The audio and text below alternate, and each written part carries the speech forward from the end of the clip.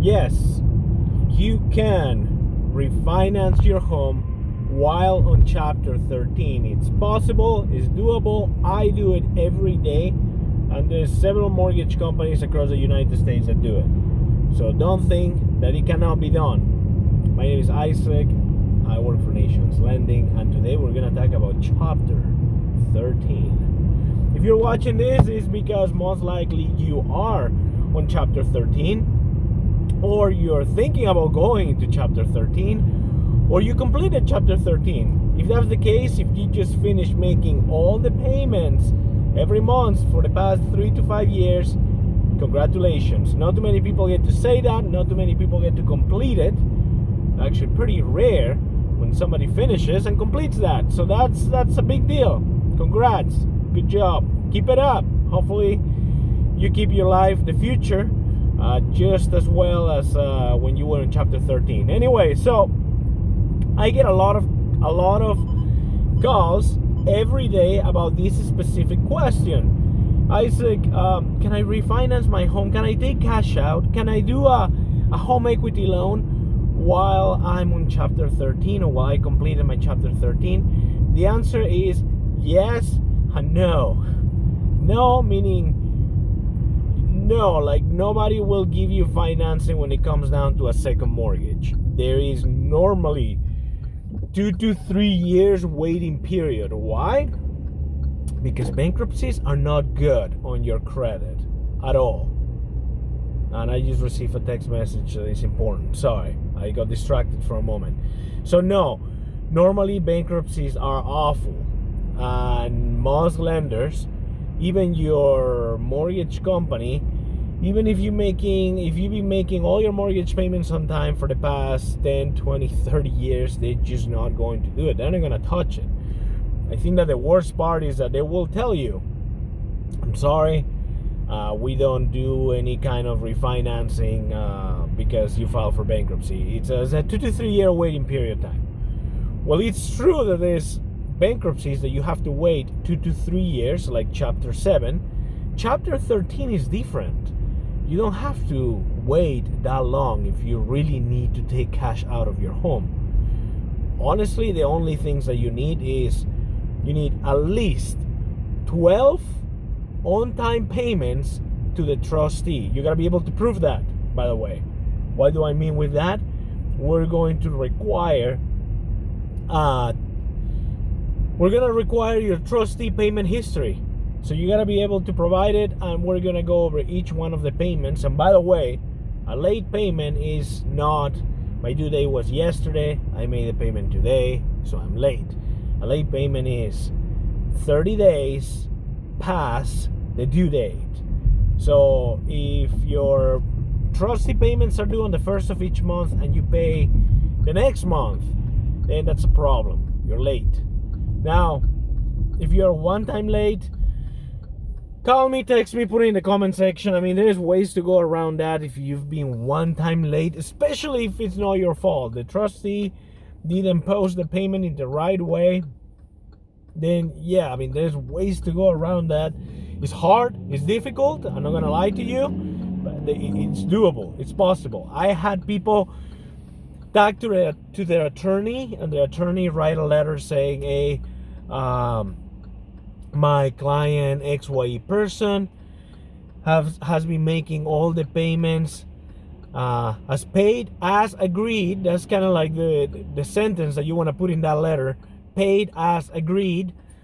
Their Chapter 13 commitment payments, whatever it is. So there's ways to go around that, if that makes sense. All right, number 2. If you completed your Chapter 13, then we're going to require your discharged papers. Now, you're going to say, well, I was dismissed. Hold on. There's a big difference between dismissal and discharged. Okay? Discharged, good. Discharged means you completed, you finish making all your payments to the trustee on time. Sorry, it's a lot of traffic. You completed, you finish making all your payments to a trustee on time. You're a champion. You did it. Good job. We can move forward with your life. refinancing and anything you want. Number 2, dismissal. Dismissal means you didn't complete. You didn't finish the 3 years, 5-year payment plan that you committed, that you agree with, and that's a big problem. A lot of people say, well, I am very tight financially. I cannot continue making these payments to the trustee because I rarely have any money at the end of the month. Unfortunately, that's bankruptcy. And I'm gonna tell you something: if you stop making those payments to a trustee, you will be dismissed. And if you're dismissed, there is a 2-year waiting period for dismissals. Dismissals are not good. A lot of people are like, well, it wasn't my fault. I made my payments on time. The trustee made a mistake. In those situations, there's ways to work around that. There's ways to fix this. But if it was because you were late on your payments, 2 to 3 months or whatever it is, I'm sorry. You're going to have to wait 2 years before you have any options. Or you're going to have to go with a private lender, and they're going to charge you an arm and a leg in interest, and it's going to be awful, just being upfront with you. I'm not trying to offend or to judge anyone.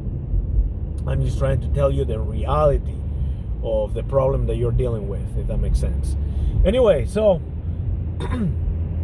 we're going to need your discharge papers as a proof that you completed Chapter 13. Now, a lot of people file for Chapter 13 because they want to save their home. Either they got very sick, they lost their job, they fell behind their mortgage payment, whatever the reason it is. Chapter 13 can help you stop foreclosure. So in a way, it can give you time. It can give you, Chapter 13 can last up to 5 years from the moment that you file to the moment that you get discharged. So yeah, you can gain a lot of time to catch up on those mortgage payments and go back to a good position again with your lender. So if that's the case, you need to have all your mortgage payments on time by the time that you completed this. Otherwise, we won't be able to do anything either. Okay? Alright, so you've been making all your mortgage payments on time, you finished Chapter 13, or you have at least 12 on-time payments to a trustee. Now you can refinance your home. You're like, well, Isaac, I don't want to refinance my home. Like, I want to get a HELOC. I want to get a home equity loan. I want to consolidate my debt. I don't want to get another mortgage because I have great interest rate. It just doesn't make any sense for me to do this. Well, like I said, I'm going to tell you the things how they are. You really don't have any other options. Either you wait 2 to 3 years before you can get your equity loan that you really want to get, which, by the way, you're going to be spending thousands of dollars in interest on those credit card payments, personal loans, car loans, whatever it is that you're trying to do. Or you can cash out, refinance now with an FHA loan and consolidate, pay off everything now, today. By the way, the FHA loan, that means that you're gonna be paying mortgage insurance. Some of you would say, Isaac, I don't want to pay mortgage insurance. That's a waste of money. I hate mortgage insurance.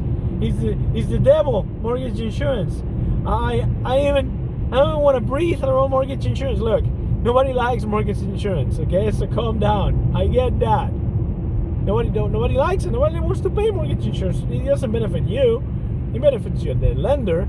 If you default on the mortgage, they are the ones who are going to take benefit out of you paying the mortgage insurance. However, you don't have too many options at this time. That's the only mortgage that you can truly qualify. That's starting from there. And number 2, paying mortgage insurance gives you access to the cream, the best interest rates that you can get. Because government loans have, and will always have, as far as I know, unless interest rates go negative or whatever is going on in Europe, but more government loans have the best interest rates out there. So yeah, it's true that you're going to be paying this mortgage insurance. However, you're going to be making it up on the interest rate, payments that you're going to be paying, the money you're going to be saving every month, if that makes any sense, right? Anyway, it's over 10 minutes now. All I want to say is there's options if you're in Chapter 13. Don't give up. Talk to your lender. Like I say, everyone, the first thing you should do is, call your current lender. Let them know, look, I filed for Chapter 13. I finished my Chapter 13. I have at least 12 one-time payments to Chapter 13. What are my options? Can you help me?